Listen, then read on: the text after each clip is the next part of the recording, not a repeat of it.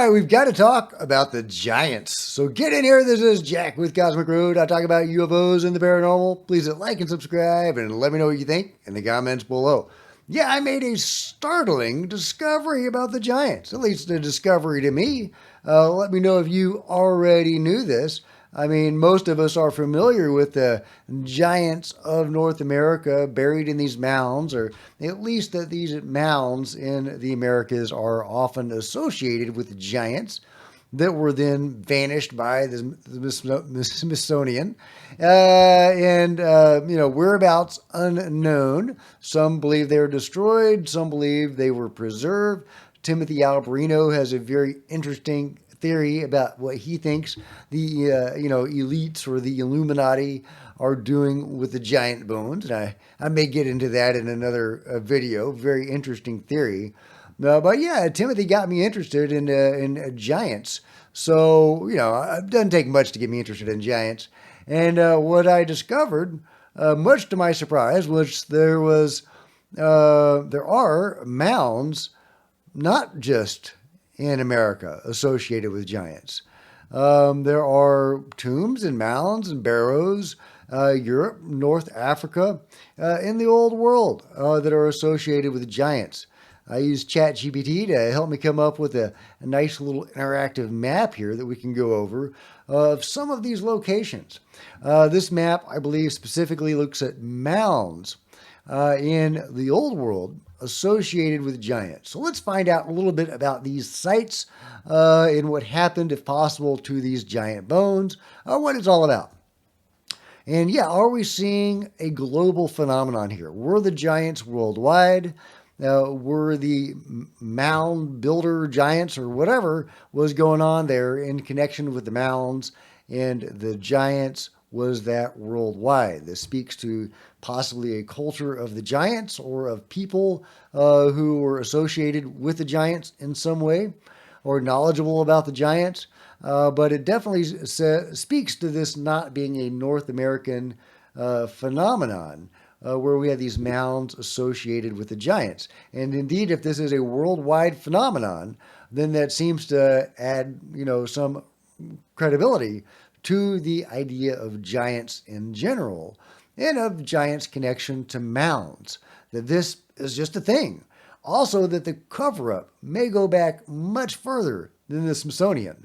The Smithsonian may simply have been carrying on a tradition long established. Yeah, Silbury Hill, what do we got? Burial of a giant king, supposedly, on a horseback with gold. Excavations into the 17th and 18th century reported only soil, but folklore insists bones were removed. So yeah, a rumor of a cover-up involving giants going back for a couple hundred years. And this is, these ruins or this Silbury Hill is from the 24 BC. Very interesting. We have Douth. I know I'm nailing all of these pronunciations, by the way. Folklore ties the site to a giant king, and this is a Neolithic passage mound, which might look something like this. These are Neolithic passage mounds. So you're still dealing with mounds. Folklore ties the site to a giant king. 19th century digs occasionally mention very large bones, reported by local antiquarians. Bones reclassified or lost. Giant associations dismissed. Well, then why did you lose the bones? Danish barrows. Jayton Stuer. Got that one, guys. You know I got that one. Bones. Antiquarians reported very large bones and long barrows. Later dismissed as Ice Age faunal remains. So I did a little digging to see if the Danish or if anybody buried whales or whatever they were supposed to be in mounds. Whole skeletons of whales or other large fauna in mounds. Guess what? They didn't. That was a cover story.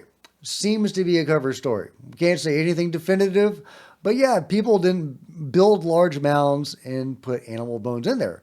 They may have put a bone or two in there, some sort of totem or something, but they would not have built a mound for an animal. So yeah, that seems to be a cover story. So we have another a mound associated with giants and a cover story. Very interesting. So yeah, let's see. You go. Is that the same one? Danish barrows. That looks very similar. I think that's just the same thing twice. I don't know. Okay, well, here we go. Well, let's go. Missouri, tumulus, megalithic tumulus, prehistoric. Plutarch reports Juba II in the 1st century BC opened the mound and found a skeleton 20 cubits long. That's about 90 feet long.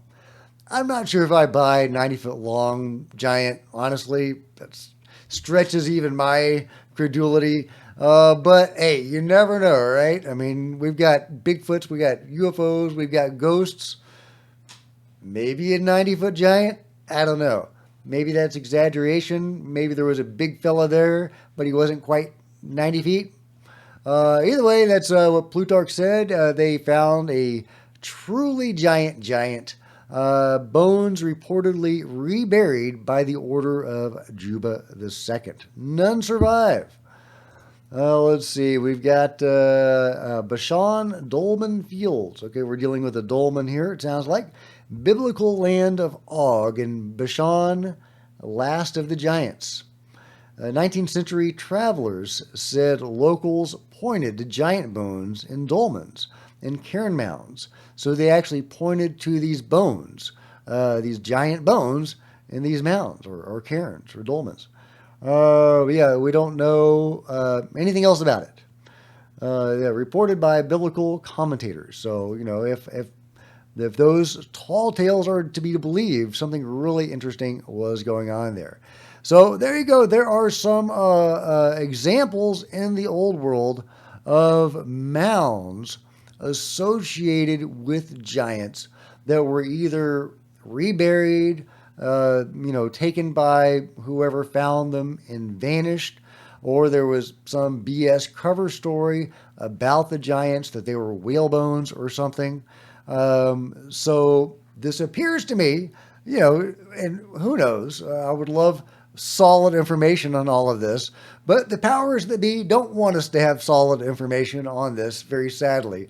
So we're just trying to put the pieces together.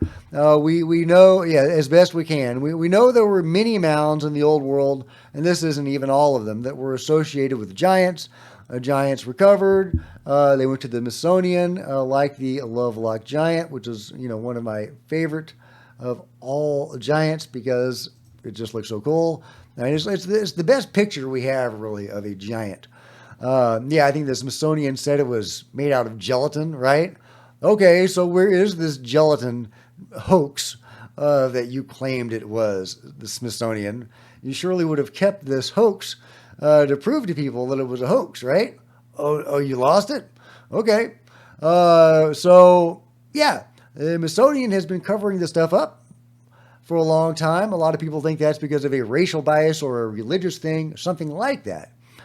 But what if the cover-up goes back hundreds of years, at least extending across the old world, because they may have been finding the stuff then, 18th, 19th century, and been covering it up at around the same time the Smithsonian was. So, if nothing else, this speaks to a worldwide conspiracy to cover up the giant bones. Why?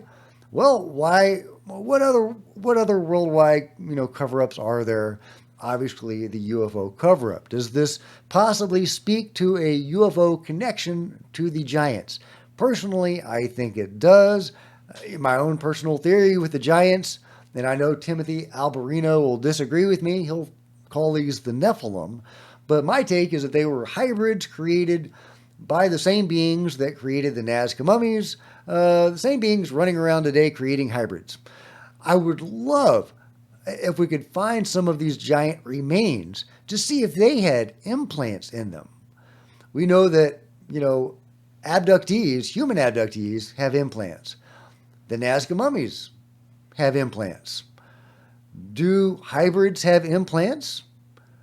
Would the giants have implants? If so, that would be a clear indicator that we're dealing with very possibly the same technological, race that is doing all of this. But right now, it's just guesswork. So let me know what your guess is and what you think about this information that the giants and the mounds associated with them or around the world, and the cover up of the giants is global. Let me know your take on it in the comments below. Like and subscribe. Hit the bell to be notified of future videos. You don't want to miss a thing. Join me on social media, Facebook and Twitter. Links below. Love to see you guys there. If you want to support Cosmic Road in a bigger way, consider grabbing a coffee mug or a t-shirt in the merch store below, or by becoming a channel member. Channel members are rock stars, and I really do appreciate you guys' support. Thank you. Meanwhile, plenty of other videos on the channel, and I'll see you next time. This is Jack with Cosmic Road, signing out.